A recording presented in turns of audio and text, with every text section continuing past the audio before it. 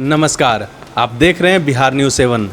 समस्तीपुर शहर के posh area कहे जाने वाले काशीपुर गर्ल्स हाई स्कूल के पास रिंकू चौधरी को उनके घर पर चढ़कर अंधाधुंध गोली चलाकर छलनी कर दिया है। रिंकू चौधरी अपने घर के बरामदे पर ही बैठे थे कि बाइक सवार अपराधियों ने गेट के बाहर से ही स्वचालित हथियार से उन पर हमला कर दिया। हत्या के बाद सभी अपराधी हथियार लहराते हुए आराम से निकल गए। रिंकू चौधरी को 15 से ज्यादा गोली लगी और उनकी मौत मौके पर ही हो गई। रिंकू की मां पुलिस विभाग में सिपाही हैं और फिलहाल समस्तीपुर कारामंडल में पदस्थापित हैं, जबकि पिता स्वर्गीय भूपेंद्र चौधरी पूर्व में नगरपालिका के कर्मचारी थे।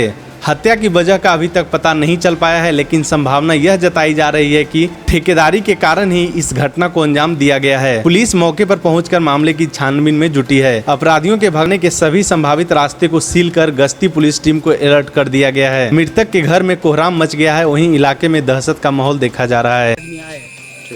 फटाफट गोली चलाने हम मुझे फटाका छूट रहा है, फिर पूरा घूम के देखने गए तो इनको तबातर गोली चला दिया। अच्छा। उसके बाद गोली चलाए और आगे मोटरसाइकिल लगा हुआ था इनका। उम्र कितने हो? 42। किनका ही हत्या हुई? रिंकू चौधरी। मुकेश कुमार उर्फ रिंकू चौधरी।